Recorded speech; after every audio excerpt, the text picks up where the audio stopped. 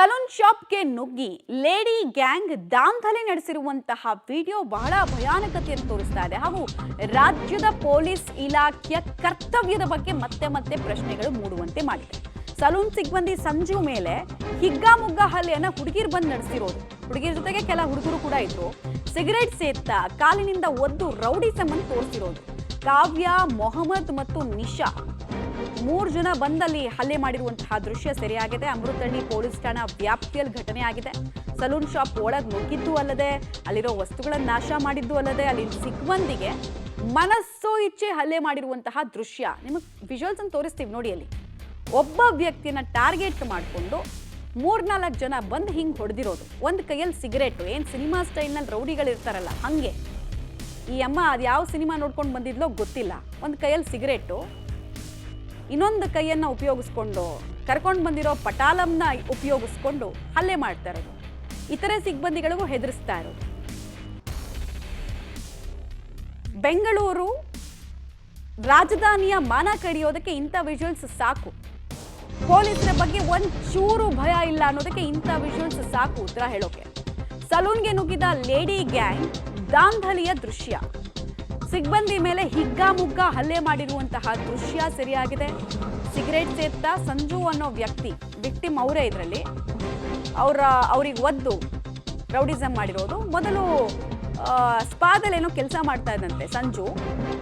ಅದಾದ್ಮೇಲೆ ಅವರು ಓನ್ ಆಗಿ ಸಲೂನನ್ನು ಸ್ಟಾರ್ಟ್ ಮಾಡಿದ್ದಾರೆ. ಪ್ರಾಬಬ್ಲಿ ತನ್ನ ಕಸ್ಟಮರ್ಸ್ ಆತನಿಗೆ ಹೋದ್ರು ಅನ್ನೋ ಹೊಟ್ಟೆ ಕಿಚ್ಚೋ ಏನೋ ಗೊತ್ತಿಲ್ಲ. ಬಟ್ ಆತನಿಗೆ ಹಿಗ್ಗಾಮುಗ್ಗಾ ಥಳಿಸಿರುವಂತಹ ದೃಶ್ಯ ಮಾತ್ರ ವೈರಲ್ ಆಗ್ತಾ ಇರೋದು ಕಂಡು ಬರ್ತಾ ಇದೆ. ಸಿಗರೇಟ್ ಸೇತ್ತ ಕಾಲಿನಿಂದ ಒದ್ದು ರೌಡಿಸಮ್ ಅನ್ನ ಮಾಡಿರುವಂತಹ ದೃಶ್ಯ ಕೂಡ ಸೆರೆಯಾಗಿದೆ. ಪೊಲೀಸ್ ಇಲಾಖೆಯ ಬಗ್ಗೆ ಶೂನ್ಯ ಭಯನೇ ಇಲ್ಲ, ಅದು ಶೂನ್ಯ. ಏನ್ ಮಾಡ್ಬಿಡ್ತಾರೆ ಪೊಲೀಸ್ನವರು? ಏನೂ ಮಾಡಲ್ಲ. ಆ ಮನಸ್ಥಿತಿ ಕೂತ್ಕೊಂಡಾಗ ಹಿಂಗೆಲ್ಲ ರೌಡಿಸಮ್ ಆಗತ್ತೆ. ಸಾಮಾನ್ಯ ಜನ ಇಂಥದ್ದೆಲ್ಲ ಆಲೋಚನೆ ಮಾಡೋದಕ್ಕೆ ಸಾಧ್ಯನೇ ಇಲ್ಲ. ಸರ್, ನಾನಿಲ್ಲಿ ಸಾರಾ ಸಲೂನಲ್ಲಿ ವರ್ಕ್ ಮಾಡ್ತಿದ್ದೆ ಸರ್. ಸಾರಾ ಸಲೂನಲ್ಲಿ ಅದನ್ನು ಲೀಸ್ ಕೊಟ್ಟರು. ಆಮೇಲೆ ಅವ್ರದ್ದು ಇನ್ನೊಂದು ಬ್ರ್ಯಾಂಚು ಯಲಹಂಕದಲ್ಲಿ ಓಪನ್ ಆಯಿತು. ಅಲ್ಲಿ ನಾನು 3-4 ಡೇಸ್ ವರ್ಕ್ ಮಾಡಿದ್ದೀನಿ.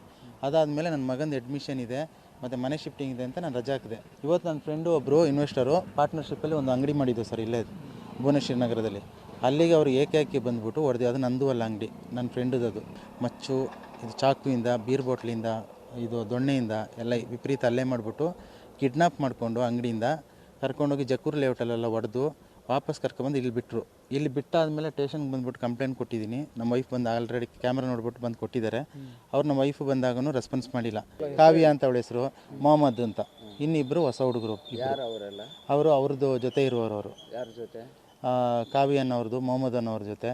ಅವ್ರಿಗೆ ಏನೋ ಮಾಡಿದ್ದೀನಿ, ನೀನು ಹಂಗೆ ಬದುಕಕ್ಕೆ ಬಿಡಲ್ಲ, ನಿನ್ನ ಮೇಲೆ ಆ ಥರ ಕೇಸ್ ಮಾಡ್ತೀನಿ, ನೀನು ಇಷ್ಟು ದುಡ್ಡು ಎತ್ಕೊಂಡು ಹೋಗ್ಬಿಟ್ಟಿದ್ಯಾ ಅಂತ ಕೇಸ್ ಮಾಡ್ತೀನಿ ಅಂತ ಬೆದರಿಕೆ ಆಗ್ತಾರೆ ಸರ್. ಕಿಡ್ನಾಪ್ ಮಾಡಿಬಿಟ್ಟು ಈ ಥರ ನೀನು ಅಂಗಡಿ ಮಾಡಿದ್ಯಾ, ನಿನ್ನ ಮಾಡೋಕ್ಕೆ ಬಿಡಲ್ಲ, ನಿನ್ನ ಬದುಕಕ್ಕೆ ಬಿಡಲ್ಲ, ನಿನ್ನ ಸೀಮೆಣ್ಣೆ ಹಾಕಿ ಪೆಟ್ರೋಲ್ ಹಾಕಿ ಸುರಿದು ಬಿಡ್ತೀನಿ, ಹಂಗಾಗಿ ನಿನ್ನ ವೈಫನ್ನ ಬಿಡಲ್ಲ, ರೋಡಲ್ಲಿ ಕತ್ತರಿಸ್ಬಿಡ್ತೀನಿ, ಎಲ್ಲೂ ನಿಮ್ಮನ್ನ ಬದುಕಕ್ಕೆ ಬಿಡಲ್ಲ, ಈ ಥರ ಎಲ್ಲ ಥ್ರೆಟ್ಟಿಂಗ್ ಆಗ್ತಾಯಿದೆ ಸರ್.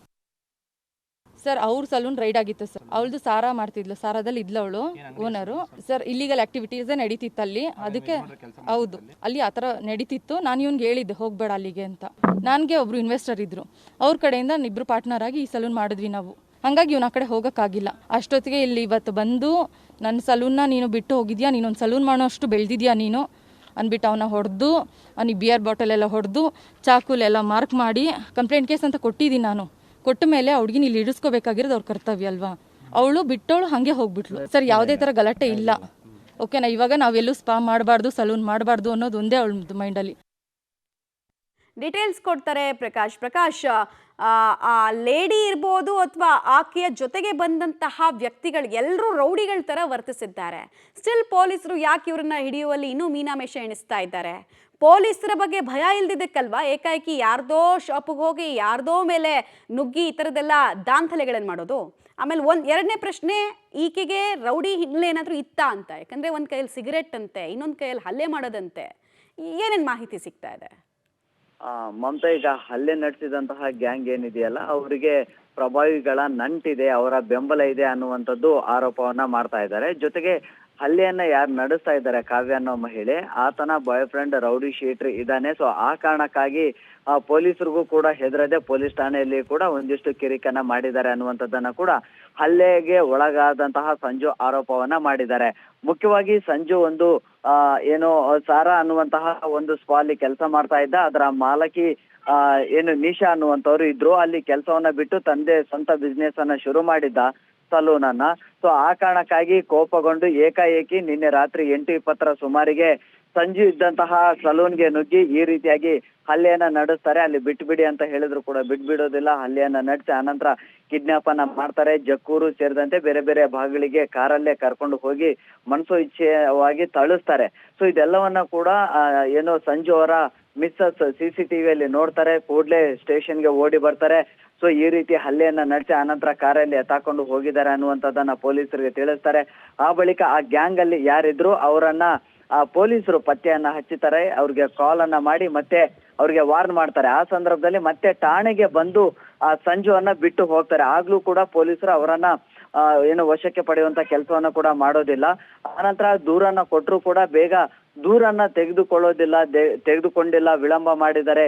ಮಧ್ಯರಾತ್ರಿ 1 ಗಂಟೆ ತನಕಲೂ ಕೂಡ ಕಾಯಿಸಿದ್ದಾರೆ ಅನ್ನುವಂಥದ್ದನ್ನ ಈಗ ಹಲ್ಲೆಗೆ ಒಳಗಾಗಿರುವಂತಹ ಸಂಜು ಮತ್ತೆ ಅವರ ಪತ್ನಿ ಕೂಡ ಆರೋಪವನ್ನ ಮಾಡಿದ್ದಾರೆ. ಕೊನೆಗೂ ಕೂಡ ದೂರನ್ನ ದಾಖಲಿಸಿಕೊಂಡಿದ್ದಾರೆ. ಅಮೃತಹಳ್ಳಿ ಠಾಣೆಯ ಪೊಲೀಸ್ ಈ ಪ್ರಕರಣವನ್ನ ಗಂಭೀರವಾಗಿ ಪರಿಗಣಿಸಿ ತನಿಖೆಯನ್ನ ಕೂಡ ಆರಂಭ ಮಾಡಿದ್ದಾರೆ. ಬಹುಶಃ ಈ ರೀತಿಯ ಗ್ಯಾಂಗ್ ಏನಿದೆಯಲ್ಲ, ಈ ರೀತಿಯಾಗಿ ಮನಸು ಇಚ್ಛೆ ತಳಿತ ಮಾಡುವಂಥದ್ದು, ಆನಂತರ ಕಿಡ್ನಾಪ್ ಮಾಡಿ ಈ ರೀತಿ ಮಾರಣಾಂತಿಕವಾಗಿ ಹಲ್ಲೆ ಮಾಡುವಂಥದ್ದು ನಿಜಕ್ಕೂ ಕೂಡ ಒಂದು ರೀತಿಯಲ್ಲಿ ಕಾನೂನಿಗೆ ಇವರು ಬೆಲೆನೇ ಕೊಡ್ತಾ ಇಲ್ಲ ಅನ್ನುವಂಥದ್ದು ಸ್ಪಷ್ಟವಾಗಿ ಗೊತ್ತಾಗುತ್ತೆ. ಆದ್ರೆ ಪೊಲೀಸರು ಈ ಒಂದು ವಿಚಾರವನ್ನ ಎಷ್ಟರ ಮಟ್ಟಿಗೆ ಸೀರಿಯಸ್ ಆಗಿ ತೆಗೆದುಕೊಂಡು ಈ ಒಂದು ಗ್ಯಾಂಗ್ ಅನ್ನ ಹೇಗೆ ಹೆಡೆಮುರಿ ಕಟ್ತಾರೆ ಅನ್ನುವಂಥದ್ದನ್ನ ಕಾದ್ ನೋಡ್ಬೇಕು. ಮಮತಾ.